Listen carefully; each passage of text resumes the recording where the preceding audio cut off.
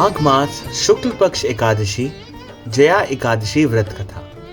गांडीवधारी अर्जुन ने कहा, हे भगवान, आप कृपा कर मुझे माघ मास के शुक्ल पक्ष की एकादशी के संबंध में विस्तार पूर्वक बताएं। शुक्ल पक्ष की एकादशी में किस देवता का पूजन करना चाहिए तथा किस एकादशी के व्रत की क्या कथा है, उसके करने से किस फल की प्राप्ति होती है। भगवान श्री कृष्ण ने कहा, हे अर्जुन, माघ माह के शुक्ल पक्ष की एकादशी को जया एकादशी कहते हैं। इस एकादशी के उपवास से मनुष्य भूत, प्रेत, पिशाच आदि की योनि से छूट जाता है। अतः इस एकादशी के उपवास को विधि अनुसार करना चाहिए। अब मैं तुमसे जया एकादशी के व्रत की कथा कहता हूँ, ध्यान पूर्वक श्रवण करो। एक बार देवताओं के राजा इंद्र नंदन वन में भ्रमण कर रहे थे। चारों तरफ किसी उत्सव सा माहौल था। गंधर्व गा रहे थे और गंधर्व कन्याएं नृत्य कर रही थी। वहीं पुष्पवती नामक गंधर्व कन्या ने माल्यवान नामक गंधर्व को देखा और उस पर आसक्त होकर अपने हाव भाव से उससे रिझाने का प्रयास करने लगी। माल्यवान भी उस गंधर्व कन्या पर आसक्त होकर अपने गायन का सुर ताल भूल गया। इससे संगीत की लय टूट गई और संगीत का सारा आनंद बिगड़ गया। सभा में उपस्थित देवगणों को यह बहुत बुरा लगा। यह देखकर देवेंद्र भी रुष्ट हो गए। संगीत एक पवित्र साधना है। इस साधना को भ्रष्ट करना पाप है। अतः क्रोधवश इंद्र ने पुष्पवती तथा माल्यवान को शाप दे दिया। संगीत की साधना को अपवित्र करने वाले माल्यवान और पुष्पवती, तुमने देवी सरस्वती का घोर अपमान किया है। अतः तुम्हें मृत्युलोक में जाना होगा। गुरुजनों की सभा में असंयम और लज्जाजनक प्रदर्शन करके तुमने गुरुजनों का भी अपमान किया है। इसलिए इंद्रलोक में तुम्हारा रहना अब वर्जित है। अब तुम अधम पिशाच, असंयमी का सा जीवन बिताओगे। देवेंद्र का शाप सुनकर वे अत्यंत दुखी हुए और हिमालय पर्वत पर पिशाच योनि में दुखपूर्वक जीवन व्यापन करने लगे। उन्हें गंध, रस, स्पर्श आदि का तनिक भी बोध नहीं था। वहीं उन्हें असहनीय दुख सहने पड़ रहे थे। रात दिन में उन्हें एक क्षण की भी नींद नहीं आती थी। उस स्थान का वातावरण अत्यंत शीतल था, जिसके कारण उनके रोए खड़े हो जाते थे, हाथ पैर सुन पड़ जाते थे, दांत बजने लगते थे। एक दिन उस पिशाच ने अपनी स्त्री से कहा, ना मालूम हमने पिछले जन्म में कौन से पाप किए हैं, जिसके कारण हमें इतनी दुखदाई यह पिशाच योनि प्राप्त हुई है। पिशाच योनि से नरक के दुख सहना कहीं ज्यादा उत्तम है।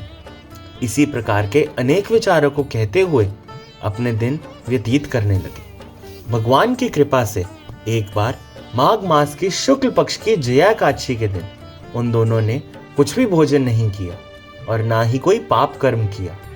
उस दिन मात्र फल फूल खाकर ही दिन व्यतीत किया और महान दुख के साथ पीपल के वृक्ष के नीचे विश्राम करने लगे। उस दिन सूर्य भगवान अस्ताचल हो जा रहे थे।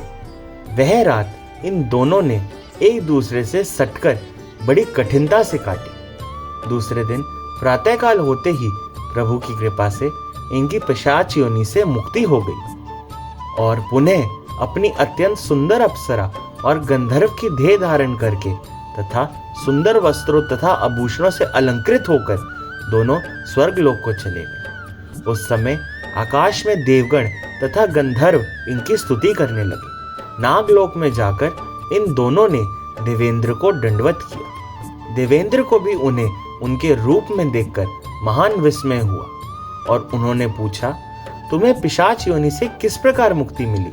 उसका पूरा वृतांत मुझे बताओ। देवेंद्र की बात सुन माल्यवान ने कहा, हे देवताओं के राजा इंद्र, श्री हरि की कृपा तथा जया एकादशी के व्रत के पुण्य से हमें पिशाच योनि से मुक्ति मिली है। इंद्र ने कहा, हे माल्यवान, एकादशी व्रत करने से तथा भगवान श्री हरि की कृपा से तुम लोग पिशाच योनि को छोड़कर पवित्र हो गए हो। इसलिए हम लोगों के लिए भी वंदनीय हो गए हो, क्योंकि शिव तथा विष्णु भक्त हम देवताओं के वंदना करने योग्य हैं। अतः आप दोनों धन्य हैं। अब आप प्रसन्नतापूर्वक देवलोक में निवास कर सकते हैं। हे अर्जुन, इस जया एकादशी के उपवास से कुयोनि से सहज ही मुक्ति मिल जाती है। जो मनुष्य इस एकादशी का व्रत कर लेता है उसने मानो सभी तप, यज्ञ, दान कर लिए हैं। जो मनुष्य श्रद्धा पूर्वक जया एकादशी का व्रत करते हैं वह अवश्य ही सहस्त्र वर्ष तक स्वर्ग में वास करते हैं। बोल एकादशी महात्म की जय। बोल श्री सद्गुरुदेव भगवान की जय। आइए एकादशी के पावन अवसर पर हम सब मिलकर हरि नाम संकीर्तन करें। ओम नमो भगवते वासुदेवाय। ओम नमो भगवते वासुदेवाय।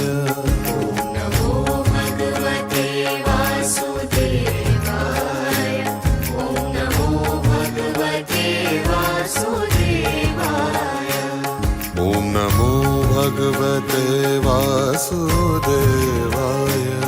ओम नमो भगवते वासुदेवाय। ओम नमो भगवते वासुदेवाय।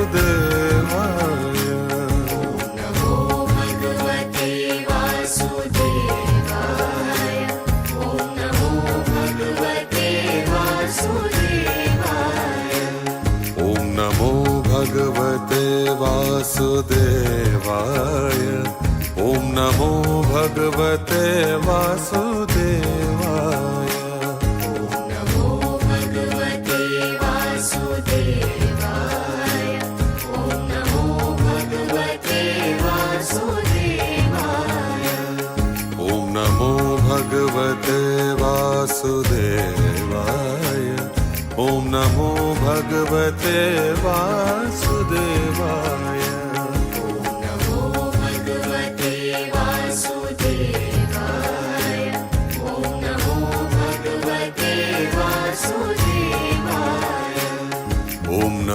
भगवते वासुदेवाय।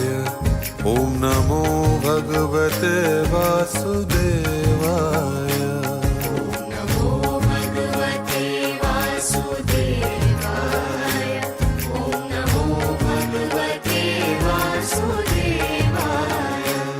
ओम नमो भगवते वासुदेवाय। ओम नमो भगवते वासुदेवाय।